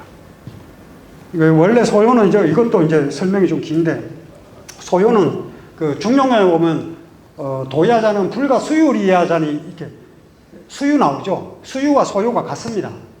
그래서 1주야 공 30소요, 또는 1주야 공 30수유, 이래서 하루 전체를 수유 또는 소요로 나누면 30수유, 30소요가 돼요. 그래서 시간으로 치면 한 48분 정도 됩니다. 한 48분 정도 낮잠 자는 거예요. 그러니까 혜시는 커다란 나무가 있는데 이 나무를 먹줄에 맞춰 자르고 그림새에 맞춰 재단을 해가지고 어디 써먹지 이런 생각을 하는데, 근데 쓸모가 없어요. 그래서 한탄을 하는데 장자는 거기다 대고, 야, 나 같으면 그 나무 아래에서 낮잠이나 자겠어. 이렇게 얘기하는 거예요. 그럼 나무도 좋고 나도 좋잖아? 혜시는 절대 떠올릴 수 없는 생각을 장자가 얘기를 한 겁니다. 그게 혜시와 장자의 차이예요. 그리고 방황후 무의기첩, 소요 침화는 잠깐 동안 낮잠 자는 것으로 그리시면요. 방황은 이거 시간 개념이고요. 방황은 공간 개념입니다. 방황은 이게 길이 있는데 이리로 가야 할지 저리로 가야 할지 돌아가야 할지 헤매는 거예요. 방황은 우리는 부정적인 의미로 쓰죠. 방황하지 마라 그러잖아요. 길을 잃어버린 거예요. 근데 장자는 이걸 좋은 의미로 써요. 이게 현대인들은 보면요, 길을 잃어버렸는데도 미친 듯이 달려가요. 왜? 쟤보단 빨리 가야 되겠다는 거죠. 제대로 가고 있는 건가요? 몰라요. 그런데 쟤보단 빨리 가야 될 테니까 미친 듯이 달려가는 그 꼴이 되어 있는 겁니다. 장자는 이럴 때는 오히려 어디로 꼭 가야 한다고 하는 그 목적으로부터 자유로운 겁니다. 우리는 방황한다 그러면 목적을 상실했다. 목적 없는 삶은 공하다. 이런 식으로 얘기를 하는데 장자가 보기에는 다들 목적만 갖고 있어요. 끔찍하죠, 그러니까. 그러니까 목적만 가진 삶은 차라리 목적 없는 삶보다 못하다예요. 왜? 목적이 분명하면 그 목적을 이루기 위해서 다른 중요한 것들을 희생시켜 버리거든요. 그러니까 스포츠 같은 데 보면 그런 현상 종종 일어나잖아요. 마지막에 보면 몸을 던져가지고 1등을 차지하고 뭐 이러잖아요. 모든 걸 다 던지는 거죠. 그래서 그 우승자들 보면 김연아 선수 발 보세요. 엉망이죠. 이상화 선수 발도 그렇고요. 또 발레하는 그 강수지 씨 발도 막 엉망진창입니다. 모든 걸 던져서 이제 목적을 이루는 거죠. 그렇게 모든 걸 던져서니까 1등 차지할 자격이 있고 영광을 누릴 만한 자격이 있다고 봅니다. 하지만 그게 반드시 옳은 삶은 아니라는 거죠. 모든 걸 다 던지지 않는 사람들이 있는데 때로는 던지지 말아야 할 것이 있다는 거예요. 아닙니까? 그 사람들이 다 던져서 이루었지만 던지지 말아야 할 것이 있는지 모르는 거거든요. 그러니까 방황이라고 하는 게 아름다운 가치로 등장합니다. 그리고 무위, 아무 하는 일 없이. 그러니까 뭐 육아적 입장에서 어떤 농사를 짓는 입장, 뭐 지체나 입장에서 보면 굉장히 게으른 겁니다. 그런데 이 당 게으르고 불성실하고 막 이렇죠. 근데 장자 이 시대가 전쟁과 폭력의 시대였으니까 이때 게으르지 않고 성실한 사람들이 달려간 곳이 어디냐? 전쟁터죠. 전쟁터에 가서 성공했다. 그건 뭘 의미합니까? 남을 죽이는 데 성공했다는 뜻이죠. 실패했다 그러면 내가 죽었다는 뜻이고요. 어떤 게 정상적인 삶인가 하면 그 차라리 낮잠 자고 아무것도 하지 않는 것이 그 시대를 가장 잘 산 것일 수 있다는 거예요.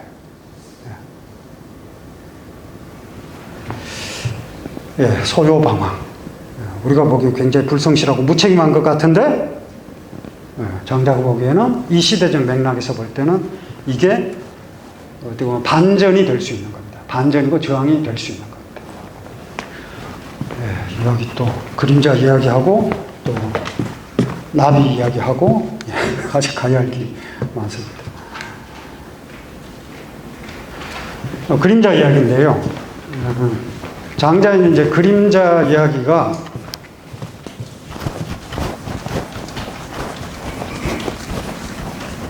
꿈 이야기와 함께 나옵니다.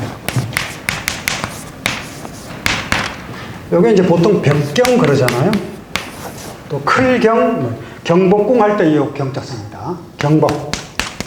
군자만년의 개의 경복이라 할 때 시경에서 따져와서 경복궁 이렇게 쓰는데 장자에서는 이 경자가 영자로 써요. 그림자 영자로 써요.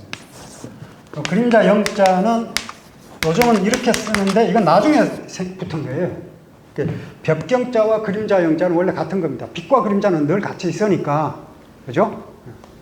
그림자가 없으면 빛이 안 보이고 빛이 없으면 그림자가 안 보이죠.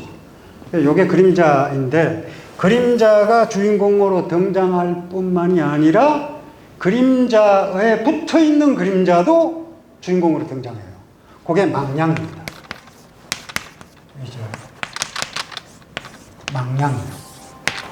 이게 어떤 의미냐면 그림자는 실체입니까? 실체가 아니죠. 실물이 있다면 실물은 만져지고 뭐 또 질량을 갖고 있고 무게를 갖고 있고 이런 존재인데 거기에 비친 것이 이 그림자죠. 그러니까 이건 허상입니다. 허망한 거예요. 이 그림자는 허망한 거예요. 그런데 요 풀망자는 요 허망망자와 같아요. 그래서 망량이다 그러면 허망함이 요 그림자는 허망한 것이고 그림자의 그림자가 되면 허망이 두 개가 되죠. 허망하고 또 허망한 것. 요게 격그림자, 그림자의 그림자가 돼요. 그런데 요 이제 장자에서는 요 그림자와 이 망량, 그림자의 그림자가 대화를 합니다. 여기 실물이 있고 그림자가 있고 그리고 그림자의 그림자가 있는 거죠. 근데 이 이야기에서 실물은 등장하지 않아요. 이 둘만 등장합니다. 그리고 이제 망량이 이렇게 얘기합니다. 왜 그러냐?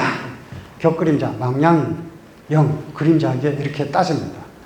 조금 전에는 걸어가다가 또 지금은 멈추고 조금 전에는 앉아 있다가 지금은 또 일어서 있으니 어찌 그다지도 일정한 지조가 없는가? 이 그림자라는 놈이 앉았다가 일어섰다가 달려가다가 멈추었다가 그러니까 격그림자가 따라가기 힘들다는 얘기죠. 왜 자꾸 그렇게 힘들게 하냐? 좀 지조 있게 좀 앉았으면 좀 계속 앉아 있고 달리면 계속 달리든가 할 것이지. 왜 달리다가 말다가 앉았다 일어섰다 왜 경망스럽게 지조 없이 그러냐? 힘들어 죽겠다. 그러니까 그림자가 뭐라 그러냐면 이건 이제 그림자의 그림자 입장에서 볼 때는 그냥 그림자는 자기가 붙어 있는 거죠. 그림자가 움직이면 자기가 따라다닐 수밖에 없는 거예요. 그게 힘들다. 이렇게 하소연을 하니까 그림자가 그게 나 또한 무언가 의지하는 것이 있어 그리 된 것인가. 의문사를 이렇게 처리를 했지만 그런 게 있어서 그렇다 얘기예요. 야, 뭐 남들 뭐 달리다가 멈추었다가 앉았다 일어섰다 하고 싶어서 그런 줄 아냐? 내가 붙어 있는 뭐라는 놈이 또 그러니까 어쩔 수 없이 그렇다. 내가 의지하고 있는 건 또 다른 무언가 의지하여 그리 된 것인가? 나는 뱀의 비늘이나 매미의 날개 같은 것에 의지하는가? 어떻게 그런 줄 알겠으며 어떻게 그렇지 않은 줄 알겠는가? 장자에는요, 답을 이렇게 제시하지 않습니다. 그런 것 같기도 하고 아닌 것 같기도 하고 이런 식으로 질문을 던지고 빠져요. 그러니까 독자 읽는 사람에 따라서 다르게 읽힐 수 있는 거죠. 근데 이제 그 의미를 보면은 그림자의 그림자가 그냥 그림자한테 하소연을 하니까 그림자 자신도 나도 그렇고 싶어서 그런 게 아니라 내가 붙어 있는 그 무엇, 요 실물이 되겠죠. 이놈이 움직이는 건 나도 어쩔 수 없이 따라 움직이는 거야. 이렇게 얘기한 겁니다. 근데 요 구조를 잘 보면 이제 꿈 이야기도 하거든요. 우리가 이제 그냥 꿈이 있죠. 이 꿈이 이제 현실이 아니잖아요. 꿈이 있다. 몽, 그리고 이제 현실이 있는 거죠. 그리고 이제 몽지몽입니다. 몽중지몽이 있어요. 몽중지몽. 몽중지몽. 꿈속의 꿈이에요. 꿈입니다. 이거 그냥 꿈이고. 그리고 이게 현실이에요. 현실을 사는 내가 꿈을 꾸죠. 근데 뭐 꿈속에 높은 벼슬을 얻었다고 해서 좋아할 일도 아니고, 꿈속에 뭐 나쁜 일이 일어났다고 해서 실망할 필요 없죠. 우리 깨보면은 꿈이었다는 걸 아니까. 근데 꿈속에 또다시 꿈을 꾸는 거예요. 꿈속에서 꿈을 꾸는 겁니다. 꿈의 입장에서 보면 꿈에서 깨어났어요. 근데 여전히 꿈속에 있는 겁니다. 그러면서 이제 이게 길몽인가 흉몽인가 점치고 있는 거예요. 이 그림자의 이야기와 꿈의 이야기는 같이 통합니다. 제가 여기 적어놨는데요. 꿈속의 꿈과 그림자의 그림자.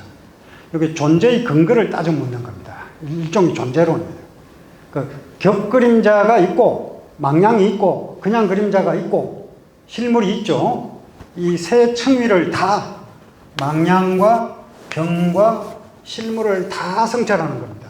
그리고 현실과 그냥 꿈과 꿈 속의 꿈을 다 성찰하는 거예요. 이 구조가. 그래서 우리가 어떤 존재가 있다면 그 존재가 존재한다는 근거가 있겠죠. 그러면 그 존재의 근거가 또 필요하고요. 그 존재의 근거가 또 필요한 식으로 끝없이 이어져 있다는 걸 얘기합니다. 어떤 사물이 있다면 그 사물이 의존하고 있는 다른 사물이 있고 또 그 사물이 의존하고 있는 또 다른 사물이 또 있고. 그래서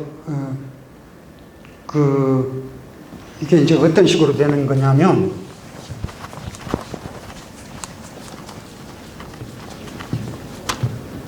이 그림자 입장에 실물의 입장에서 보면 그림자는 허상이죠. 그죠? 그리고 그림자 입장에서 보면 그림자는 또 허상의 허상입니다. 하지만 반대로 이 허상의 입장에서 보면 이 영이 뭐 그냥 그림자는 뭡니까? 실물이 되죠. 또 이 허상의 입장에서 보면 이 실물은 당연히 실물입니다.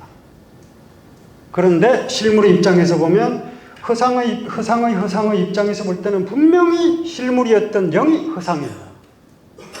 그 같은 논리로 얘기할 때 실물이 의존하고 있는 또 다른 실물의 무엇이 있다면 실물도 허상일 수 있는 거죠. 그죠? 우리가 허상일 수 있는 겁니다. 저와 여러분이 허상일 수 있는 거예요. 이 이야기를 제가 KBS 방송국 뭐 프로그램에 나가서 이 얘기를 했더니 편집돼 버리더라고요. 네. 이제 그때 어떤 이야기를 했냐면 원래 그 방송할 때 작가들이 원고를 만듭니다. 뭐 그런 프로그램도 있고 그냥 강의하는 프로그램도 있고 그래요. 근데 이제 일단 예능 프로그램 쪽에서는요, 작가들이 다 하는 거예요, 그게. 그냥 강의 프로그램은 교수자가 강의안을 만들어서 강의를 하는 걸 그냥 찍는 건데, 예능 쪽에서 만드는 건요, 작가들이 다 붙어 있습니다. 그 작가들이 써놓은 걸 갖고 멘트를 하는 거예요. 그 출연한 사람들 허수아비입니다. 저도 이제 그 허수아비가 돼서 이제 나갔는데, 제가 그랬죠. 지금 그걸 이제 폭로를 한 거죠. 제가 방송에서. 장자 얘기를 해달라고 했으니까. 그래서 제가 지금 우리가 이렇게 각자 자유롭게 의견을 이야기하고 있는 것 같지만 실은 작가 선생님들이 써준 원고를 갖고 지금 얘기하고 있는 것이고 그리고 작가 선생님들은 또 작가의 능력을 발휘해서 독자적으로 쓴 것처럼 보이지만 실제로는 이게 프로그램 PD가 이렇게 지시한 그 사항을 여기다 적은 것이고 PD가 그럼 주체성이냐? 그러면 KBS라고 하는 방송국이 지시하고 있는 것이고 KBS 방송국이 그럼 주체성이냐 하면 국가가 이제 KBS에서 바라는 게 있으니까 그런 식으로 이제 장자 이야기를 했더니 편집돼 버리더라고요. 네, 좀 불편했던 모양입니다. 저라도 편집할 것 같긴 해요. 네. 하여튼 그 대목은 안 나왔습니다.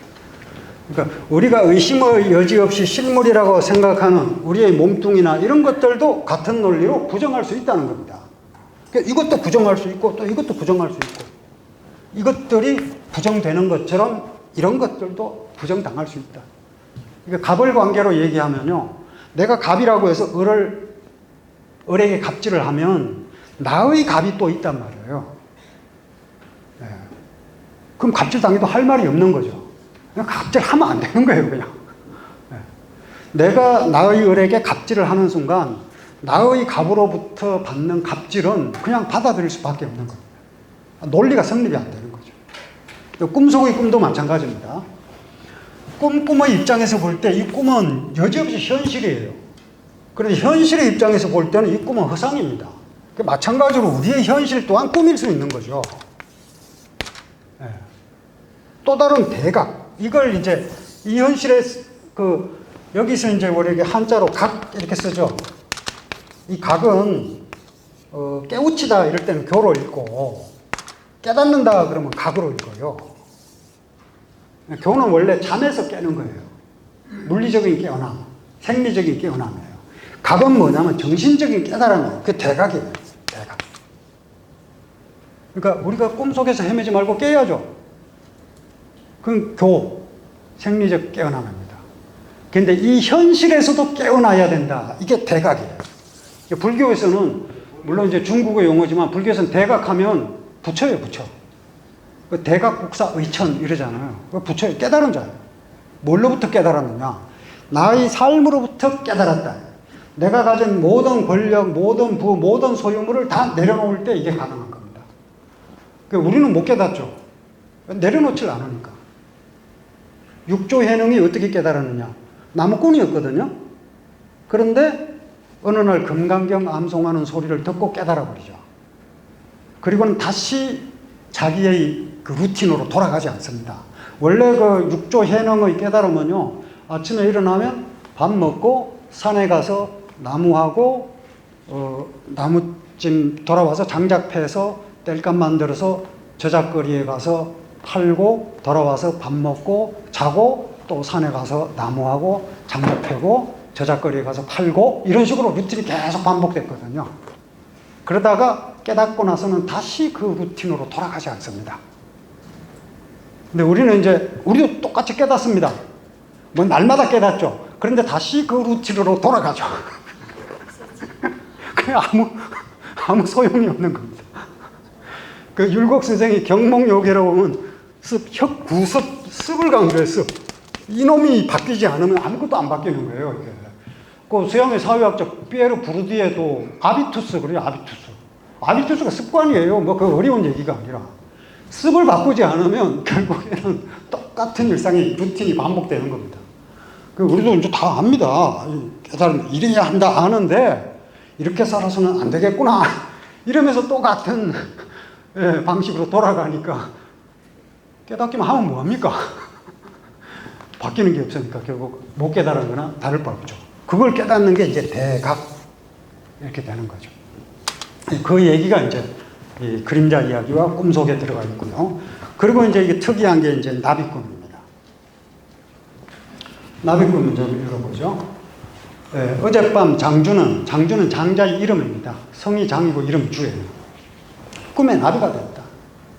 그 장자가 등장합니다. 장자가 자기 자신을 주인공으로 내세워서 우화 한 편을 만든 거예요. 팔랑팔랑 가볍게 나는 나비였는데, 뭐 붕새는 뭐 구만리 장천을 솟구쳐 오르고 뭐 엄청난 바람이 필요하고 그런데 나비는 가볍잖아요. 그 나비가 날려면 어떻게 하죠? 그 다큐멘터리 그 프로그램 중에 나비가 나는 순간 나비의 성장 단계를 좀 얘기합니다. 알이었다가 그 다음에 애벌레였다가 그 다음에 번데기였다가 이제 나비가 되죠. 날개가 돋아나죠. 그런다고 바로 날아오르느냐? 못 납니다. 마지막 날아오르기 전에 나비가 이렇게 품고 있던 이 뱃속에 있는 모든 것을 일시에 배출하면서 날더라고요. 이게 아까워서 이걸 배출을 못하면 어떻게 됩니까? 못 날아요. 그게 이제 각일 텐데, 우리도 그렇게 날려면 내가 가진 걸 다 던져버려야 날 수가 있는 거죠.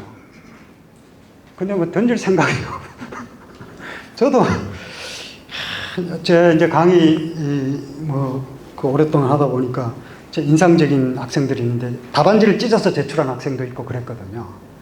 그래서 그때 제가 감동을 받아가지고 이 학생은 답안지를 찢었는데 이 학생이 답안지를 찢은 만큼 나도 뭔가를 한다면 뭘까?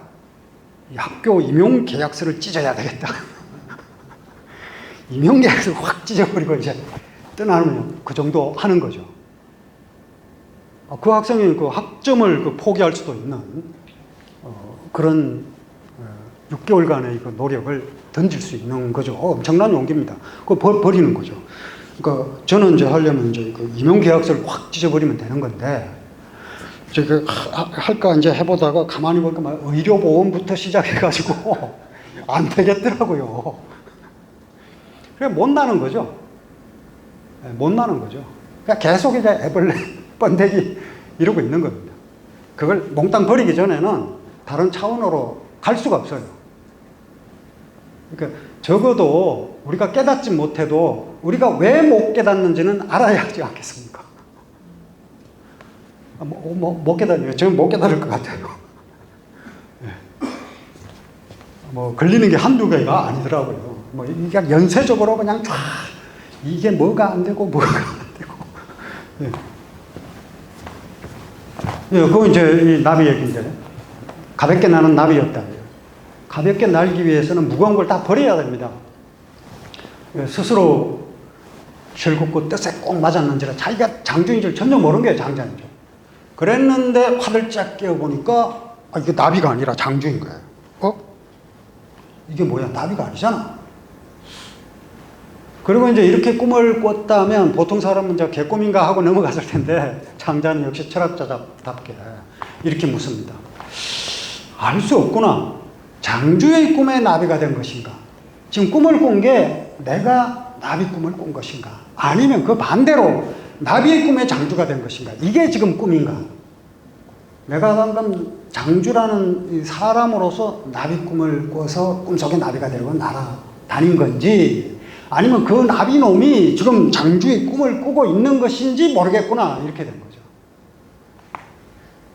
네.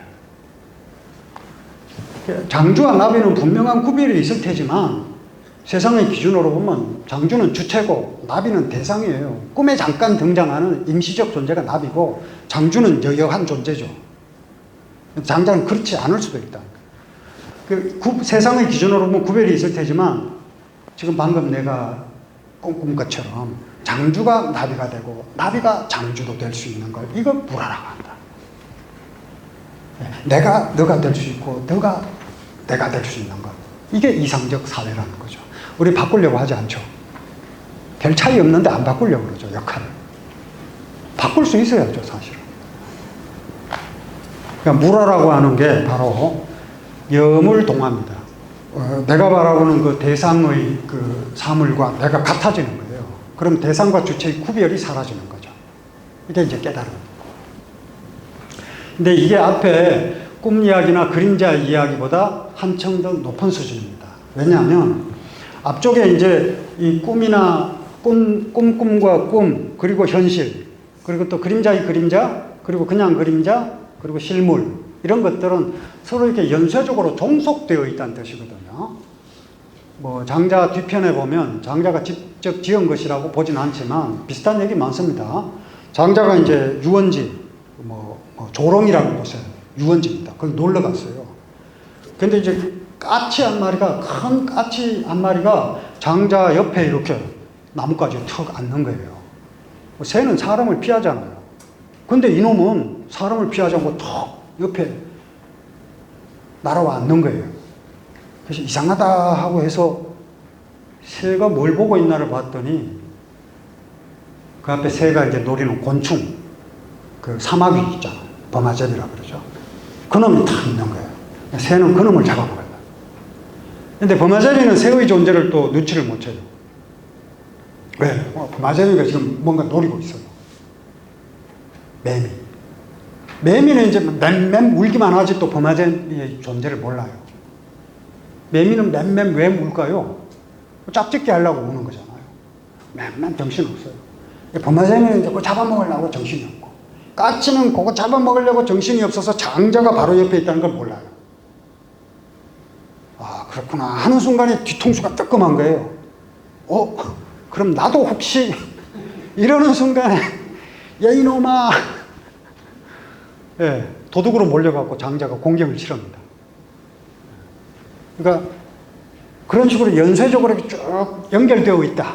종속적으로 연결되어 있다. 이런 얘기를 하는 게 꿈 이야기, 그림자 이야기거든요. 그런데 이제 이 나비꿈 이야기에서는 그 둘이 이제 딱 마주 세우죠. 종속이 아니라. 그러니까 나비를 부정해버리면 나비가 대상이고 허상이다. 그러니까 저게 허상이다. 이렇게 되면 이것도 허상인 거예요. 나비를 부정하면 나도 사라지는 겁니다. 그러니까 상대가 부정되면 나도 부정된다. 장주의 꿈에 나비가 된 것인가, 나비의 꿈에 장주가 된 것인가, 이 물음이 바로 주체와 대상의 역할을 바꾼 거죠. 그렇게 함으로써 이 현실 속에 있는 위계적 질서를 뒤집어 버리는 겁니다. 동등하다는 거죠. 그래서 결국 우리가 이제 자유라고 하면은 무슨 꼭 이제 현대 사회에서 뭐 자유 이러면은 뭐 평등과 상대되는 가치 뭐 이런 식으로 얘기를 하는데 그게 아닙니다. 장자에서는 평등해야 자유로울 수 있는 거예요. 한쪽이 지배하고 한쪽이 지배를 당하는 한 자유는 없습니다. 둘이 동등하게 영울동화처럼 평등한 존재가 돼야 자유를 획득할 수 있는데 결국 장자에서는 풍새가 날아오르는 것, 또 나비가 날개짓 하는 것, 이거 전부 자유를 뜻합니다. 인간은 한 번 자유로워진 적이 있죠. 인간이 원래 공통조상에서 원숭이와 분리되어서 나왔는데 이게 진화론 얘기죠. 그때 나무 위에서 살았죠. 그러다가 그 안전한 나무에서 내려온 겁니다. 내려오면 포식자들이 있잖아요. 그런데 인간은 처음에는 이렇게 나무 위에서 두 손 또는 두 발, 다 네 개의 발로 이제 움직였죠. 그러다가 일어섰죠. 일어서면 어떻게 됩니까? 불안하죠. 직립보행은 위험합니다. 넘어지기 쉽죠. 균형 잡기 어렵고. 그 대신에 뭘 얻죠? 두 손의 자유를 얻죠. 두 손을 움직이니까 도구를 쓸 수 있게 되고 노동을 할 수 있게 되고 두뇌가 커지죠. 두뇌 직립을 하니까 두뇌를 받칠 수 있게 되고 그러면서 이제 그 위험을 감수하면서 두 손의 자유를 얻었는데 여기서 또 자유를 희구하면 뭐겠어요? 나는 거죠. 그래서 난다는 건 자유를 상징합니다. 우리가 이제 대학 갈 때 제가 말씀드렸는데 큰 대자는 사람이 똑바로 서 있는 모양이라고 그랬죠. 큰 대자요. 큰 대자 사람이 이렇게 똑바로 서 있잖아요. 그리고 여러분 여자가 되고 여자가 서 있는 모양이 되고 한자는 뭐 쉬운 글자죠. 얘 밑에 선 하나 그러면 설립자죠. 서 있던 게 설립자죠. 그리고 또 여기 하나 그러면 나란히 병자, 나란히 서 있다는 나란히 병자가 되죠. 여기에 이제 이거 빼버리고 여기 이렇게 사람 있자 넣으면 사람이 시립하고 있는 겁니다. 높은 벼슬을 하고 있는 사람. 지위 위자가 되죠.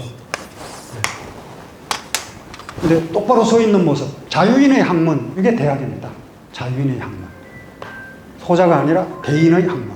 이렇게 되는 겁니다. 장자에서 얘기하는 자유와 맥락이 통합니다. 그런 점에서. 자, 그리고 이제 마지막 이야기 혼돈으로 넘어가겠습니다. 시간 다 됐네요. 이 내용은 많습니다. 그 내용은 사실은 이걸 참고를 하십시오. 맨 앞에 보면 제가 이제 왼쪽에 장자강이라는 책이 있으니까 뭐 제가 쓴 겁니다. 이 책 뭐 참고하시면 되는데 어쨌든 마지막 혼돈 이야기를 하겠습니다. 혼돈의 죽음. 혼돈은 이제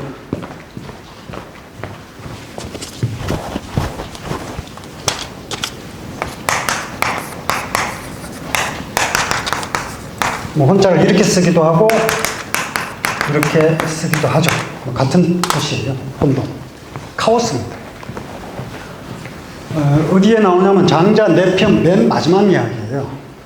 남해의 임금은 남해를 지배하는 사람은 누구냐? 숙이에요. 그리고 북해를 지배하는 사람은 누구냐? 홀.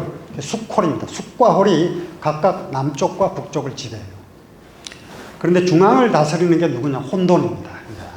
혼돈입니다. 그런데 이제 숙과 홀이 서로 만나고 싶어요.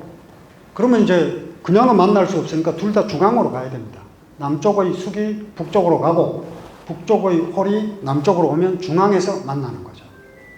그렇게 만났는데 이 혼돈이 잘 대접을 합니다. 잘 대접을 하니까 이제 고맙잖아요. 고마워서 이 숙과 홀이 혼돈의 은혜에 보답하려고 나름 이제 애를 씁니다. 그래서 이렇게 사람들은 모두 7개의 구멍이 있어서 사람 얼굴에 이제 구멍이 7개잖아요. 귀 2개, 콧구멍 2개, 눈 2개, 그리고 입 7개죠. 이게 있어서 뭐 보고 듣고 냄새 맡고 또 맛보고 말하고 뭐 이렇게 다 하잖아요. 근데 혼돈은 그게 하나도 없어요. 이렇게 생겼습니다. 혼돈이 위에 있는 게 혼돈이거든요. 산의 경에 나오는 그림이에요. 혼돈. 눈, 코, 입, 귀가 없어요. 답답할 것이다. 이래 가지고 구멍을 뚫어줍니다. 예, 하루에 한 개씩 구멍을 뚫어줘요. 도와주려고.